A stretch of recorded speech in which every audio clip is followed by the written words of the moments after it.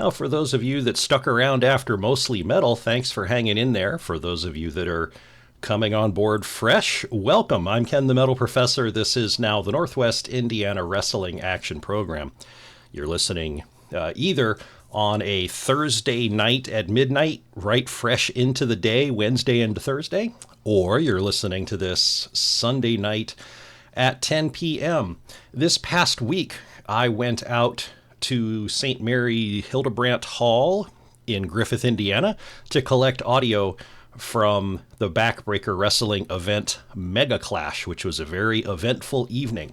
And you're about to listen to a compressed, almost hour-long version of that 2.5-hour show, just kind of restoring the main points of the matches and giving you a description about what was going on. I do have to apologize. I am so used to using the word championship when I'm describing a regional wrestling federation like Revolution Championship Wrestling, Acme Championship Wrestling, that several times in the broadcast, for whatever reason, even though I've done it properly for a few years now, I referred to them as Backbreaker Championship Wrestling, which is incorrect. It's just Backbreaker Wrestling. But there were championships to be had, and, you know, they are the champions of wrestling in Griffith, so they're champions in my heart, and that must have come out during the recording. So please forgive me for that faux pas. So you're going to hear discussion of the first half of the show, then a quick break, and then second half of the show. So this is 2.5 hours of wrestling compressed down to the remainder of this hour. I hope you enjoy. This is Ken the Metal Professor, and I am at the St. Mary Hildebrandt Hall complex in Griffith, Indiana, for another exciting evening of Backbreaker Championship Wrestling.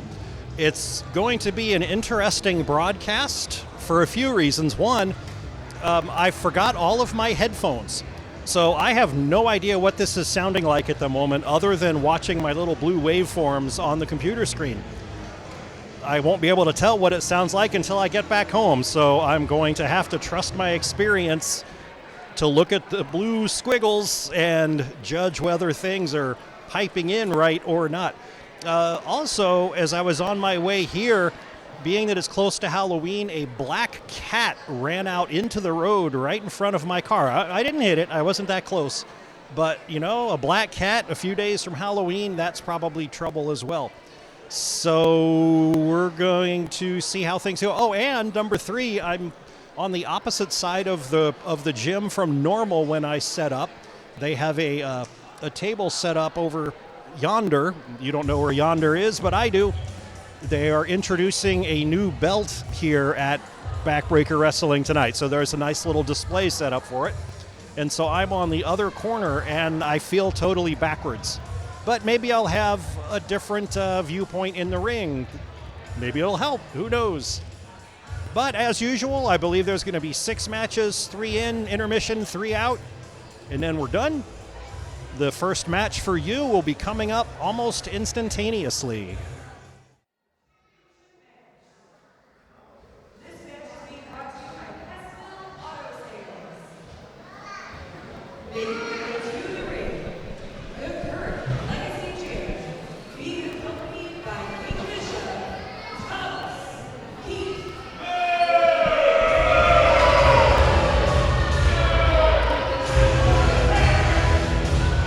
And we're starting off with a match for the Backbreaker Wrestling Legacy Championship. You heard the reception that Thomas Keith has received with his manager, King Bishop, which just doubles the booing.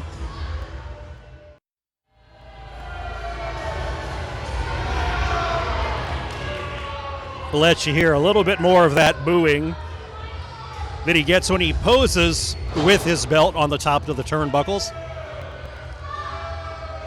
His fashion sense is a little questionable.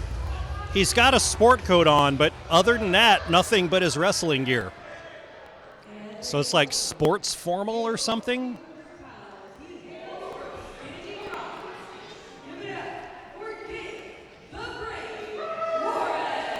And here comes his opponent. Gabe the Brave. Thomas Keith is agitating the crowd without even throwing a punch. They haven't even started the match, and people are still yelling at him. Gabe the Brave is taking on Thomas Keith for Keith's Legacy Championship. Ref BJ Porter has checked the contestants, and there we go. The initial ringing of the bell, which is always a warm fuzzy. And they're not getting it started because Thomas Keith is still busy jawing with the crowd.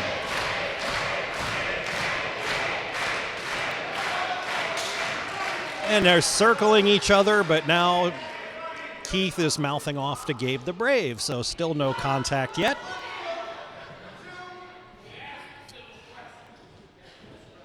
Keith can be a sneaky you-know-what, but Gabe the Brave likes to chop the heck out of people. So maybe he'll get it started like that soon. And nope, just fists. There we go, there's a chop. Keith is into the ropes and meets a clothesline and an elbow. I feel like I'm yelling a lot, but like I said, I didn't bring my headphones. I was a big idiot. So I can only look at the waveform and guess what it's sounding like right now. Oh,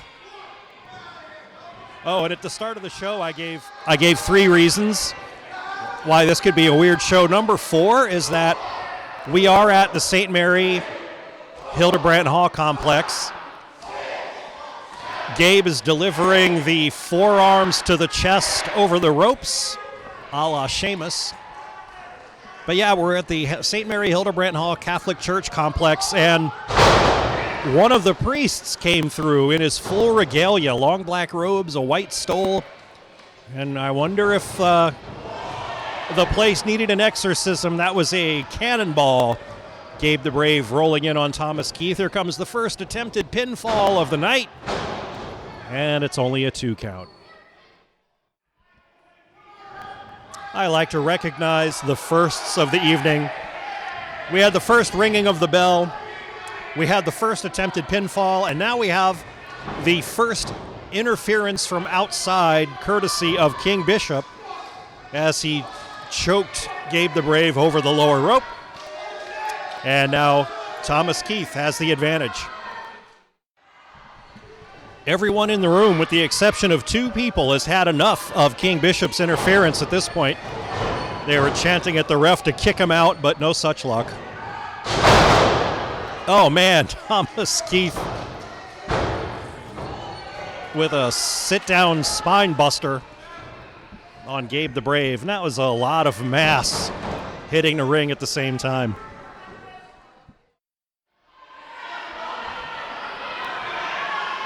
Oh, Thomas Keith dropped the straps to show he meant business. Gabe did the same. Chop battle. Gabe's going to win that every day. I don't know that we needed to see either of these guys drop the straps. But bad strategic move on Thomas Keith's part to get that started. And in the middle of attempting a chop on Gabe, he just fell face first onto the mat. Here comes Gabe readying another. Oh, that time it was just a punch.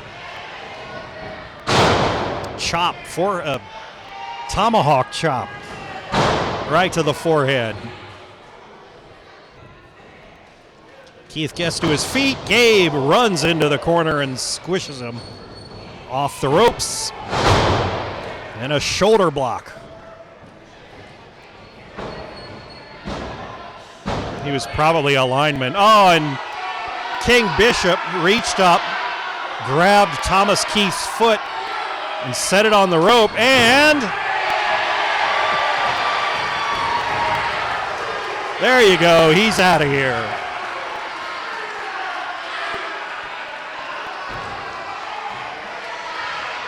The ref is sending him to the back, but in the meantime, the ref's attention is turned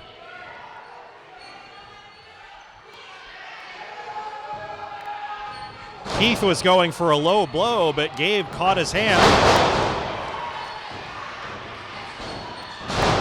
Turned it into a hook leg suplex and gets the pinfall.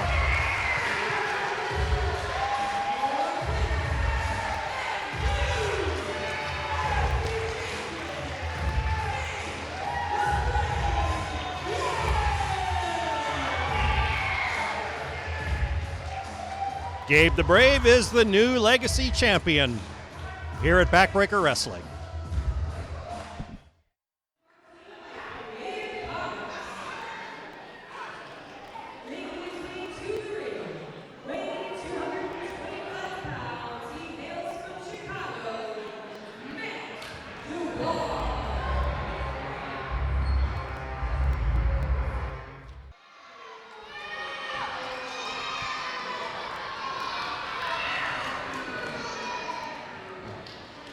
Matt Duar comes out with his sunglasses, making him kind of look like The Miz. Wonder if he acts like The Miz. He seems to have the same sense of entitlement that The Miz does. Here comes his opponent, Johnny Motley.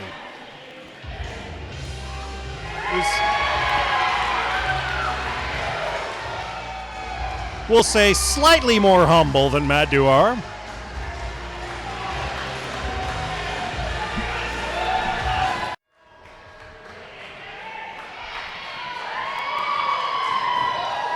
This match is officiated by ref Carl. The crowd did appreciate the shirts coming off for these two guys.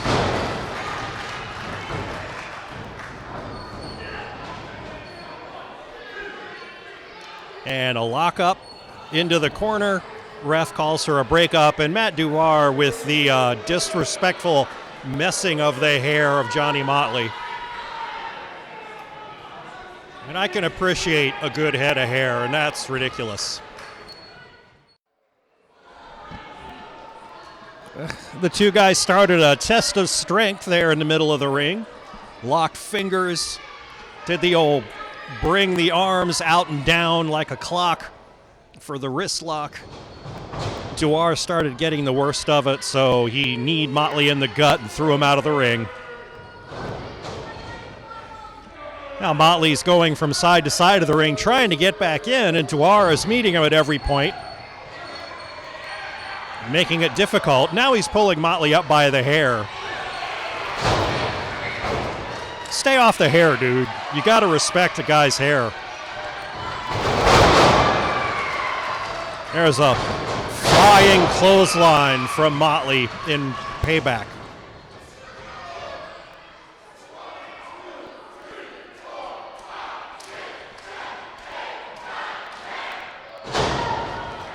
That's how many punches to the head Motley just inflicted onto Duar. Now Motley's up on the second ropes. Was leaping back in on top of Duar, but Duar caught him right out of the air.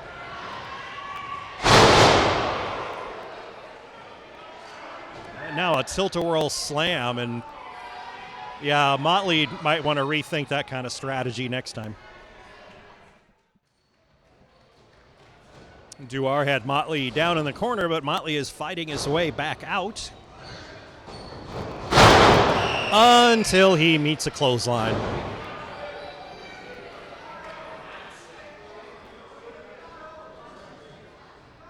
And Duar is holding his nose. I don't know if his nose got clobbered or if he's making fun of Motley.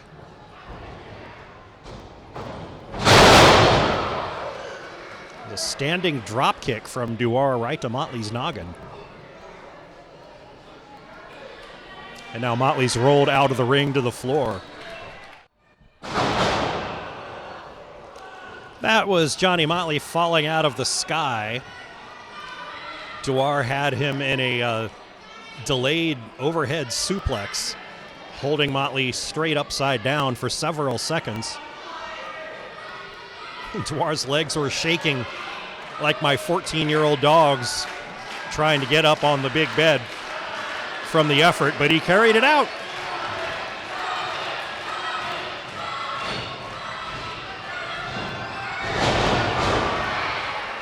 There was a good spot from a corner for photography for that, right before that spot. There were two photographers going for the spot at the same time. And I was hoping I would see a photographer fight, but they were actually very polite and professional about it. It was disappointing. Scoop slam by Motley onto Duar. Motley's up on the second ropes again. And a big flying elbow. Only a 2 count.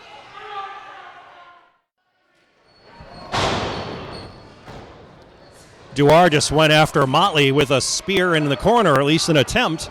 Motley stepped out of the way. Duar's shoulder went through the ropes into the ring post, which is very steel. Uh-oh. And Motley must have been mad about something because he was going after Duar in the corner, and Ref Kurt twice tried to pull Motley back. Motley just lost his mind, and he shoved the ref to the ground.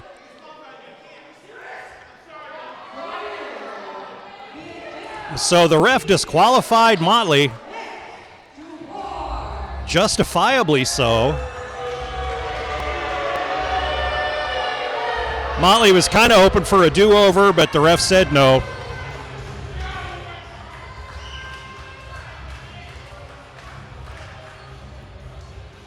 Now Motley's complaining to Cade Lee, who's at ringside.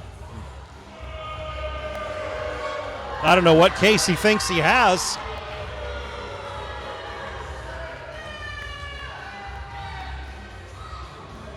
If you lose your cool and shove the ref down, you're going to get a DQ, Johnny. I don't care what Duar did to your hair, you can't do that. But Motley's thought better of any further antagonizing and has gone off through the curtain. A bit of remodeling is underway in the ring. Cade Lee and his assistants have gone under the ring and brought up a roll of fence, wire fence, and they are zip tying it to the top rope on one side. The next match is a street fight, no DQ, tag team match between Dallas and Diesel, D&D Destruction, versus a tag team that we'll find out who it is as soon as they come out.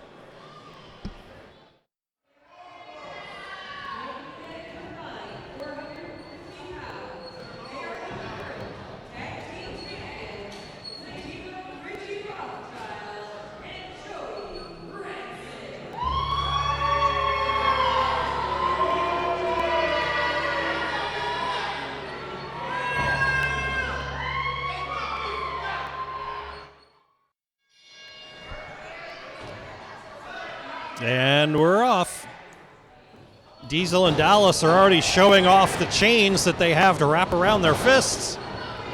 They toss them up in the air, and while Rothschild and Rancid were looking up at them, the D's attacked. You heard perhaps Rancid and Rothschild weighing in a combined 450, which you might think is about 225 apiece. But no, Rancid is thin and wiry.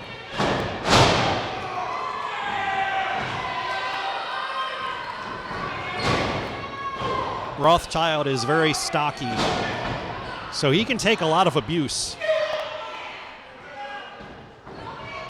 Unfortunately for Rancid, he's the one in the ring, though, getting stomped on by both Dallas and Diesel. Rothschild just pacing around the outside of the ring, letting his partner take all the punishment, although he does appear to be looking for something under the ring. Diesel just picked up and dropped Dallas in a body slam right on top of Rancid.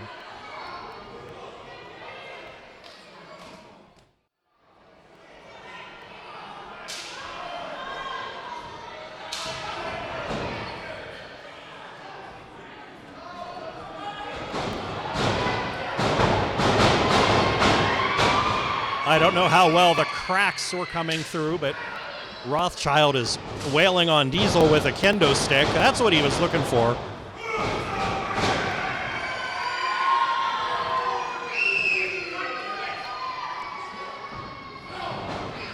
Now with Diesel down, Rothschild and Rancid have a 2-on-1 advantage on Dallas. They're pressing his face into the line of fence set up on one side of the ring.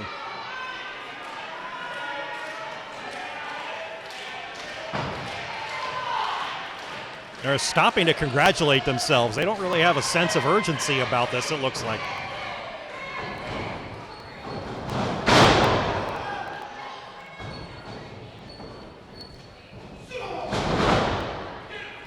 Rolling cannonball. Rothschild just rolls right through Dallas. And then Rancid follows up with an elbow drop. And now the two are leaving Dallas, going outside the ring to beat on Diesel.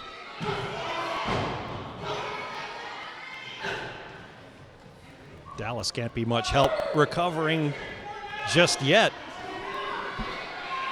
Oh, here he comes. He's finally getting himself out through the ropes.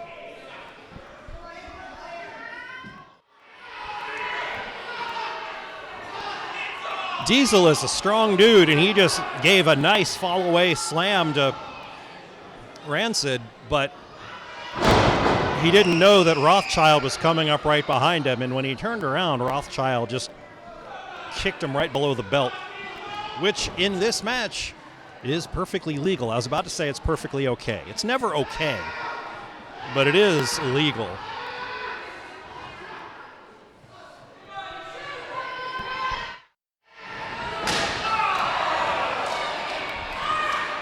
The dreaded cookie sheet of doom has made its appearance.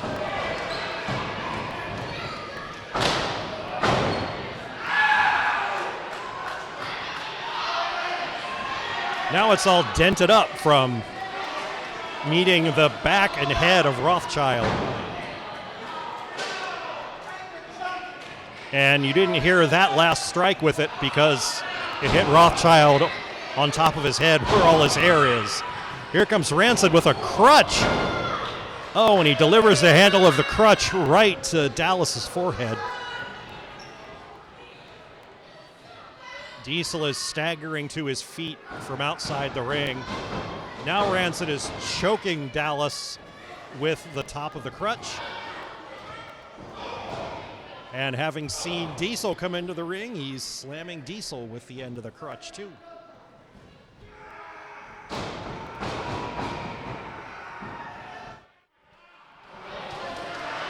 Rancid and Rothschild, they should just call themselves R&R, so we have D&D and R&R.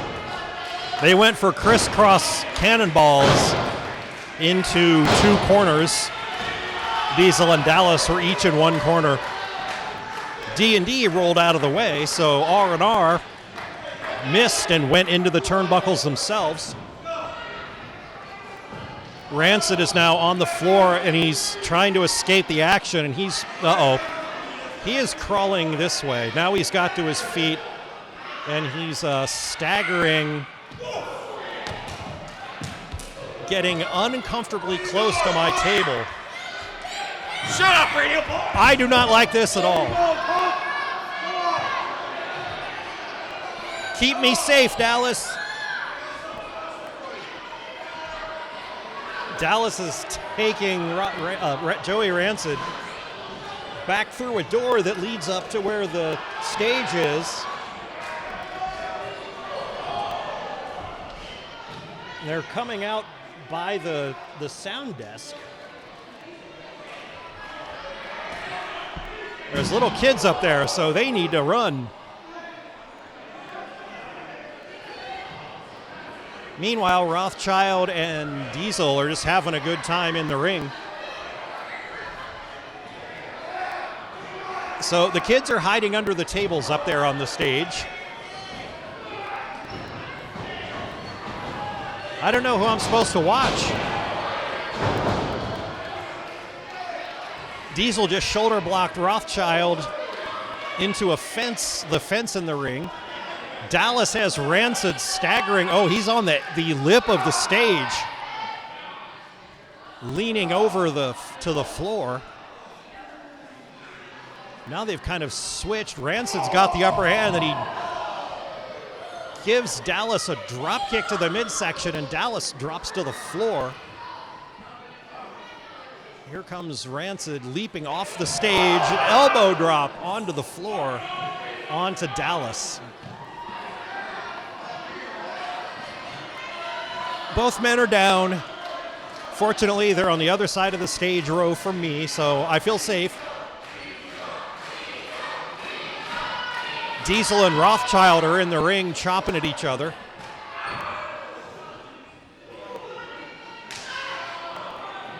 You probably heard that.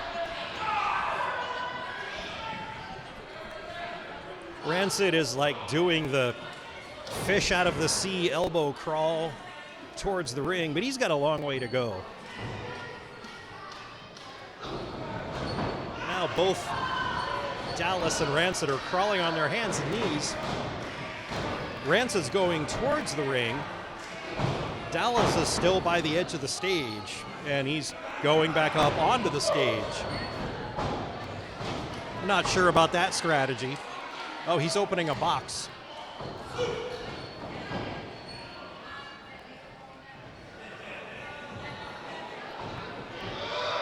Oh, he got a beer bottle. Taking a swig from it. It is a Catholic church, after all. Dallas is staggering to the ring, not because of the beer, though, because he's been pounded in the head several times. Diesel's still taking care of Rothschild with some big slugs in the ring. They've been fighting like they were supposed to all along. Rancid just got Diesel from behind, and he's got a chain wrapping it around his mitt, and he swung at Diesel and missed. Diesel ducked. Rancid hit Rothschild.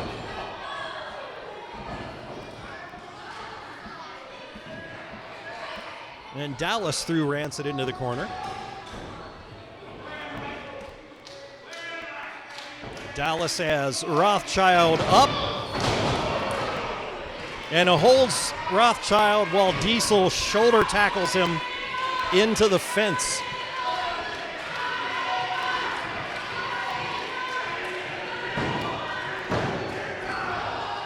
And the pinfall on Rothschild is broken up by Joey Rancid, using that crutch once again as a crutch. Did I use that joke once already? Okay, I'm going to stop.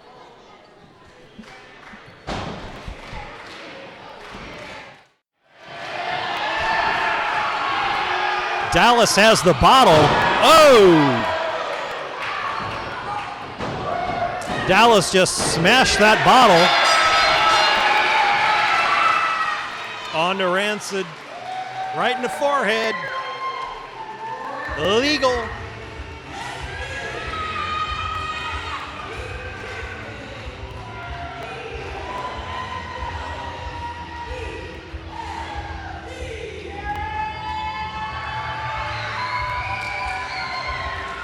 D&D are now the new tag team Backbreaker Wrestling champions, courtesy of chains, fence,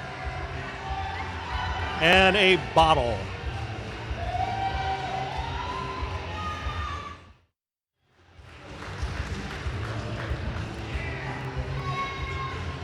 D&D are helping each other celebrate with the new tag team belts that they have. They've gone back through the ropes.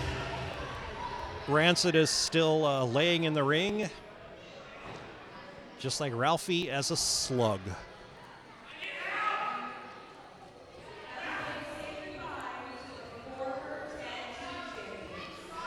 Oh, that's just cold. Rothschild calls for help to get his tag team partner back through the ropes. Lynn Marie taunts them from the announce table, saying, let's say goodbye to the former tag team champs. And that's the end of the first half here at Backbreaker Championship Wrestling. You are listening to the Northwest Indiana Wrestling Action Program. on WVLP 103.1 FM in Valparaiso, Indiana.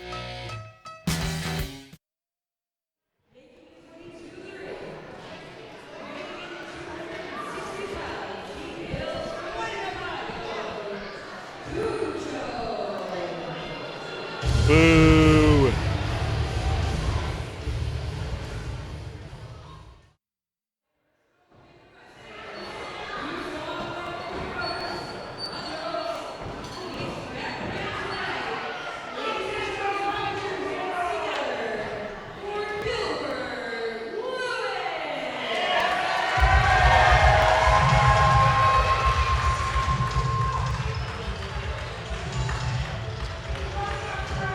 Here comes Gilbert Lewis.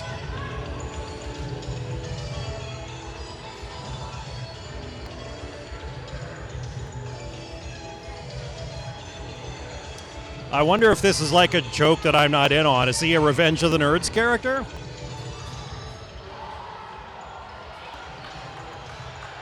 Yeah, I think I saw him at a show before. And didn't know his name at the time. The fedora guy.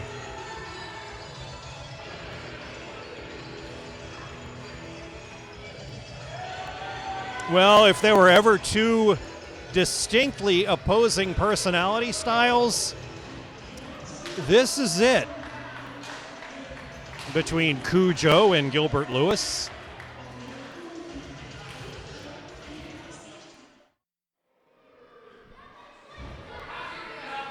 Gilbert Lewis managed to trip all over himself coming in through the ropes. That was Cujo having a temper tantrum. That was Lewis having a temper tantrum right back.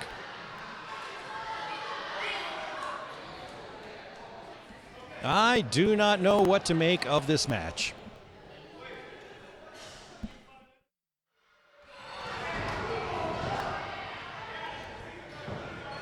Cujo looked like he was offering to start a test of strength.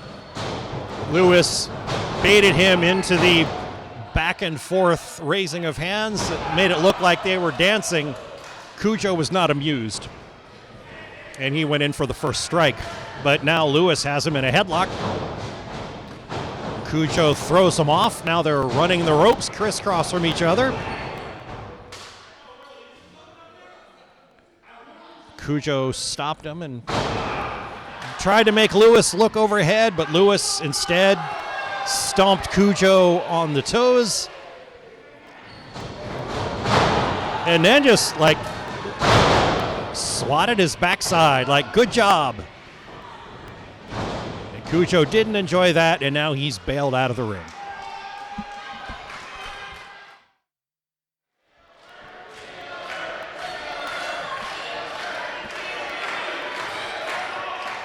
The crowd is trying to rouse Gilbert. Gilbert's been proclaiming nerd power several times. I think it's printed on his shirt, too, which explains the Revenge of the Nerds music that he comes out to. So this is a contest of nerd power through, like, evil face-painted supervillain power. Right now, the evil supervillain face-painted power is on top.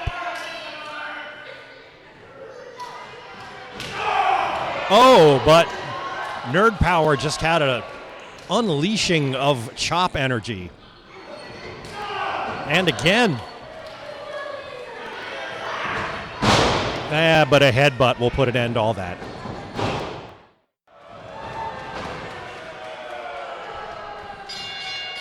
And Cujo is walking away with a win with a pull of the belt to assist a roll-up. That sort of came abruptly. That's why I just jumped right in afterwards.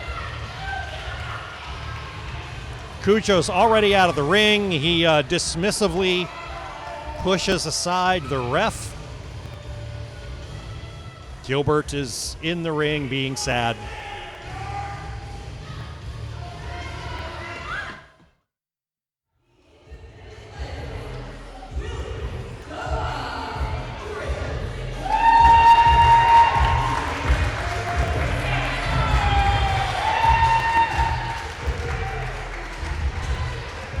I have not seen Willie the Bomb Richardson for a long time.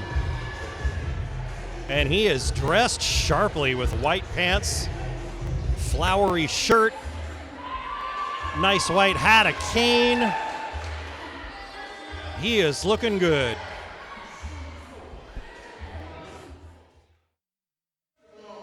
I would like to say this right out the box. From the bottom of my heart to Backbreaker Wrestling and all you fans out there. This place sucks! Oh, come on now. If you think anything different, man, if you don't know, all you Indiana backwoods farmers don't know who I am, let me tell you who I am. Ladies and gentlemen, I am Willie the Bomb Richardson, a.k.a. the Midwest Bully, a.k.a. the Urban American Dream, and a.k.a. Uncle Griffith, baby. Well, if you thought that way, why did you dress to impress us? Only two reasons why we're here, because these two guys, ladies and gentlemen, I give you Mr. Law and Order, Eric Schultz, and the undeniable. You can't outshine him because he's my nephew, Nick Diamond. Ladies and gentlemen, this is the program.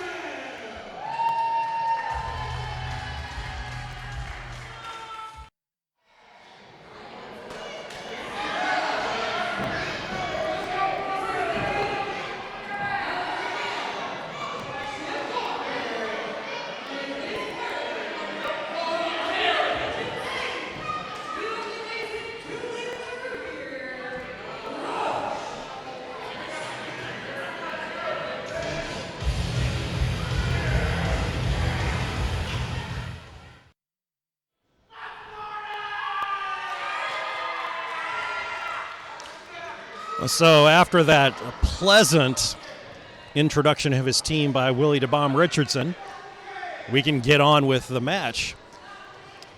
The team Willie is overseeing the program, Nick Diamond and Eric Schultz, against Chip Walker and Roach. Chip came to the ring with a sack, and being as close to Halloween, he was giving away candy and root beers. I got nothing, but I'm not going to dwell on that.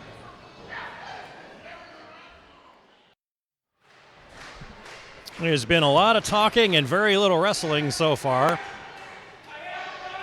Eric Schultz is holding up a piece of paper. He claims it's a contract.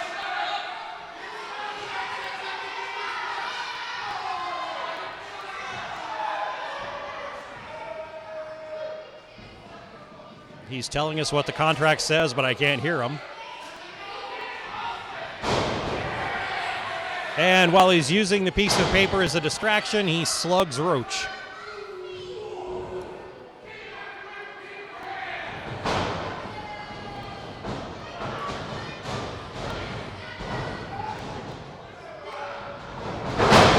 And Roach comes in and takes him down with an arm drag. And another.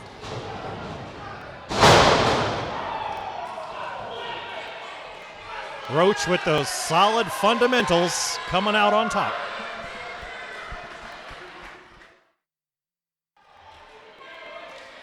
There's been some back and forth action, which has led to Roach being on the floor, Eric Schultz laying on his back on the ring apron, leaving Nick Diamond and Chip Walker in the ring together.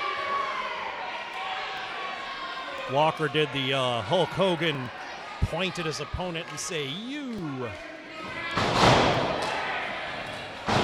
But somehow tempers cooled. Diamond pretended to be a sportsman and shake Walker's hands, but then he kicked him in the gut. Now Diamond has given two chops to Walker right across the chest with no effect whatsoever.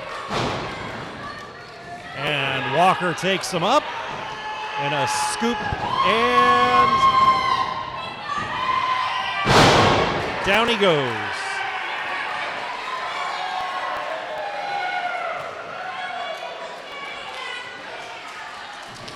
And Walker is feeling it now. So much that he's going to tag in Roach, I think. Oh, nope, he's going to shake the ropes. First he channeled Hogan, now he's channeling Ultimate Warrior. The true Halloween craftsman.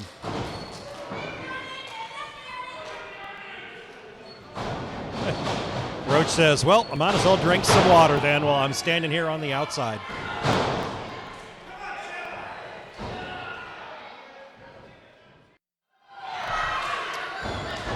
Nick Diamond and Eric Schultz just carried out a double elbow to take down Chip Walker.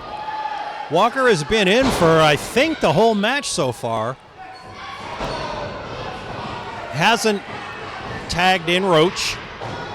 The program, Schultz and Diamond, are doing a good job of keeping him isolated and even antagonizing Roach with a poke so that Roach tries to come in the ring. The ref has to occupy himself keeping Roach away, leaving the other two to do double tag team moves on Walker.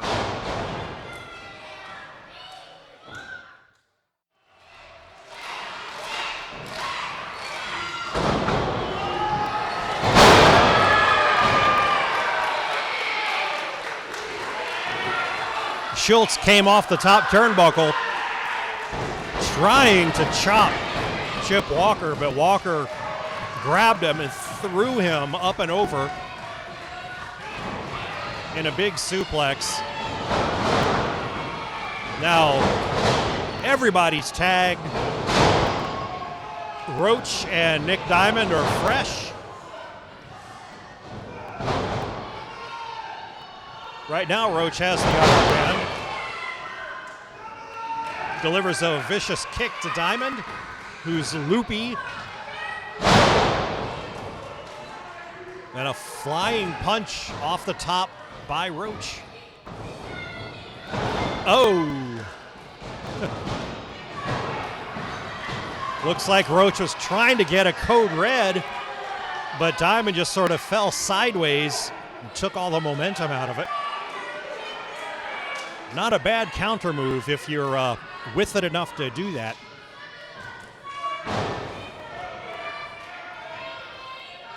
And it looks like Schultz just brought himself into the ring with an imaginary tag. I don't know that Diamond actually tagged him. Yeah, and the crowd is chanting, "This ref sucks," so I think they're upset that he's allowing it.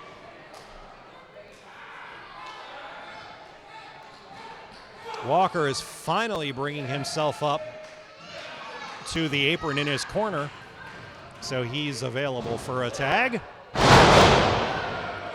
That's Diamond planting Roach down. Roach kicks out at 2.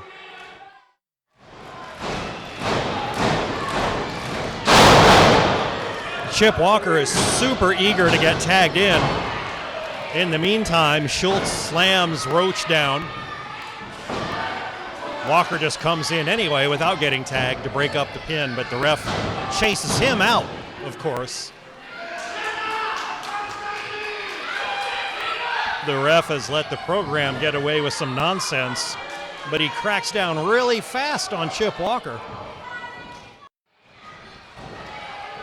Finally,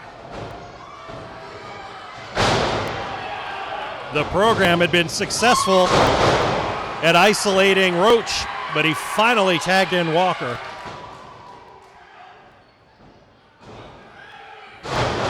And Walker is taking out both of the program with some sky-high gut-wrench suplexes.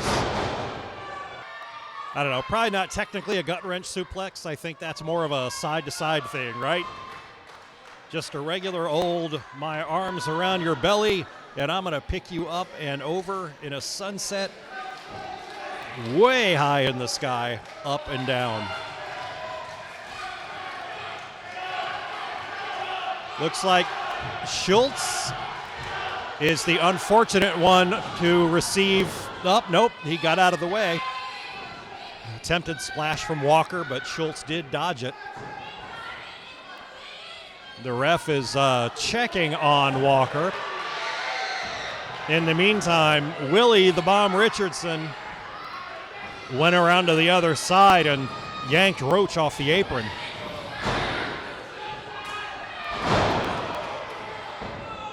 And there's a combo atomic drop and thrust kick from the program onto Chip Walker.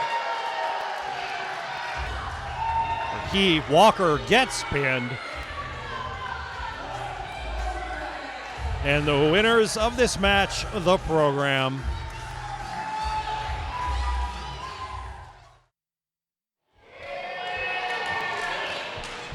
Main event time.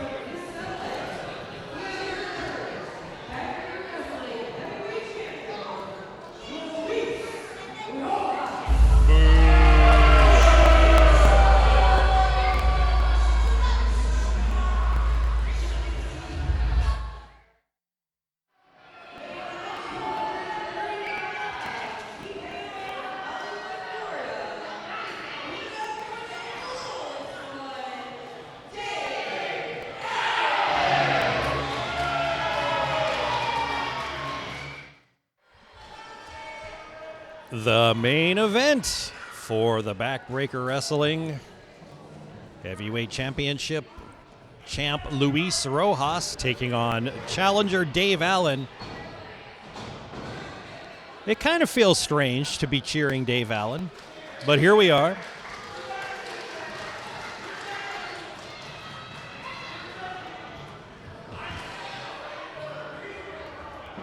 I guess, as they say, these two are no strangers to each other. So it's anybody's game, I guess.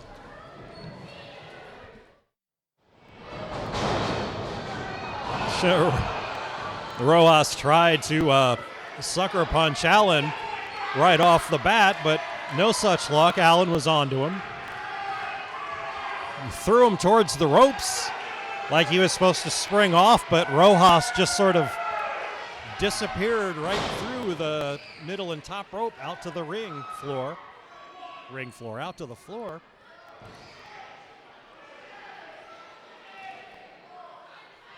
Here he comes back in, slides in under the bottom rope. And they lock up. Allen just throws him off and repeat. This time Rojas gets Allen in an armbar, wrenches it around again.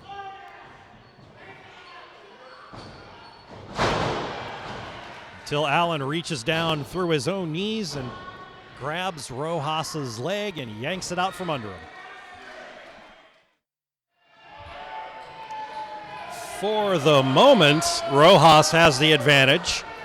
Allen's flat on his back, and Rojas is just dismissively standing on his forehead with one foot, posing like a champion. Adds insult to injury by bending over and grinding his elbow into Allen's head. Now he's got Allen's feet like he's going to try for a figure four or Boston Crab or something. But Allen kicks him away and rolls out to the floor. Rojas off the opposite side ropes. Tries a baseball slide at Allen through the ropes. Allen was waiting for him, and he lifted up the ring apron to trap Rojas in between the apron elastic and the ring when Rojas slid through.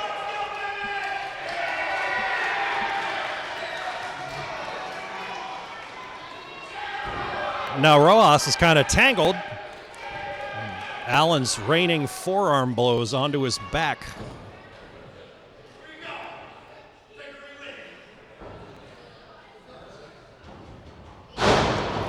Now he's got Rojas back in the ring, rolls him over onto his back, gets a 2 count, but a weak 2 count at that.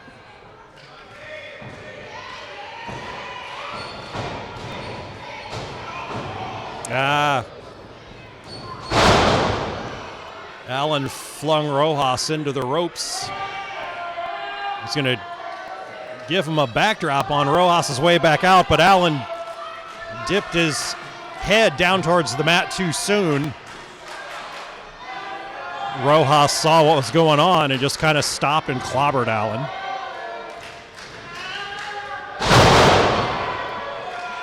Sidewalk slam by Rojas down onto Allen there. Allen's back does not like that.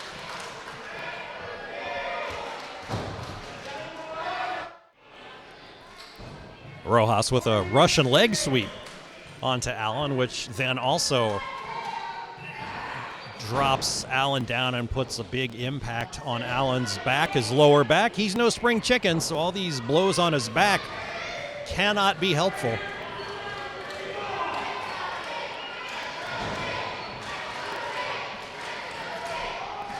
Allen is down in the corner. Rojas comes in.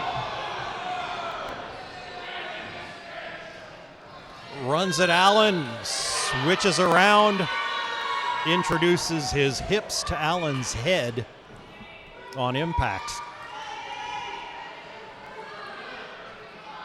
So kind of like a cannonball, but he twisted sideways instead of doing a forward roll. There. And now Rojas is just up on the second rope, posing over Allen.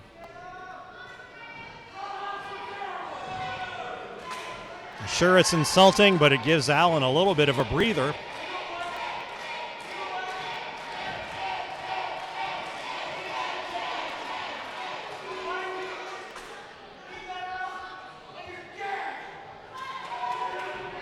And Rojas is mouthing off to Allen, but Allen did not like whatever he said.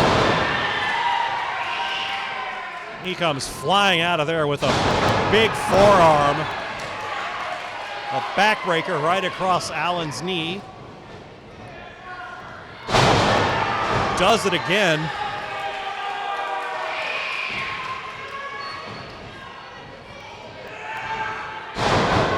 And a third time. Man, whatever he said to Allen sure lit up Allen's fire.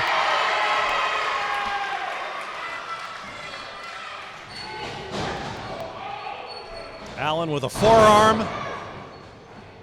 Knee strike to the forehead. Oh, and was maybe going in for a kick, but Rojas caught a leg. Now he's twisting him around into a crab. Allen is not totally rolled over, though.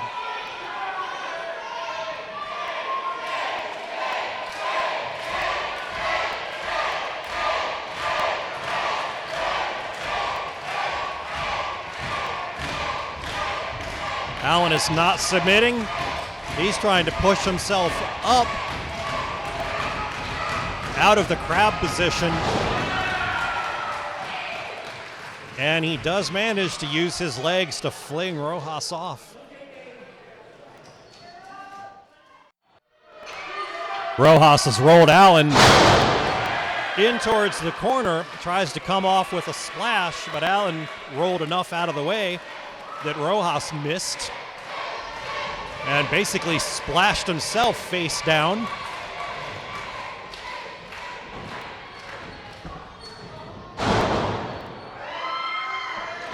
Now Allen has Rojas up by the legs and he's turning him over and gets a submission. Looked like a half crab submission there. Rojas tapped out pretty fast.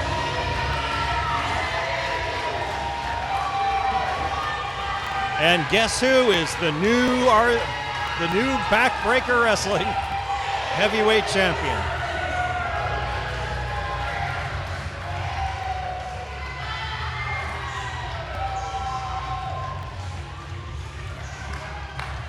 Two fans are so excited they're running in circles around the ring.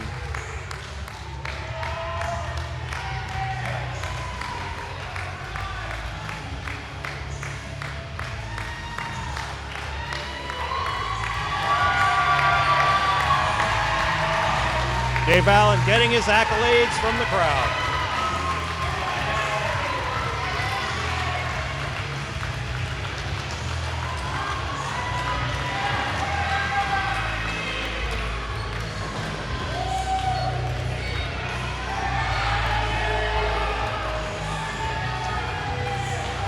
And Luis Rojas has finally got himself off the floor, and he's staggering away in defeat. Poor guy.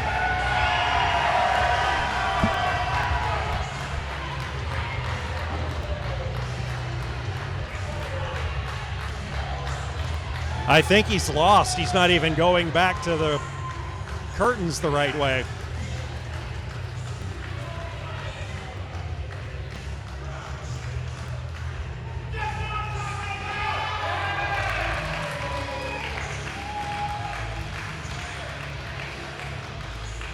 Well, there we go. A night of multiple title changes here at Backbreaker Championship Wrestling from St. Mary Hildebrandt Hall in Griffith, Indiana. I'm Ken, the Metal Professor. This is the Northwest Indiana Wrestling Action Program. Thanks for listening. A couple of shows still coming up before the end of the year. I don't want to make promises, so I won't say what they are, because I hope to be there, but I'm not sure yet. But keep an eye on Facebook. Always listen to WVLP.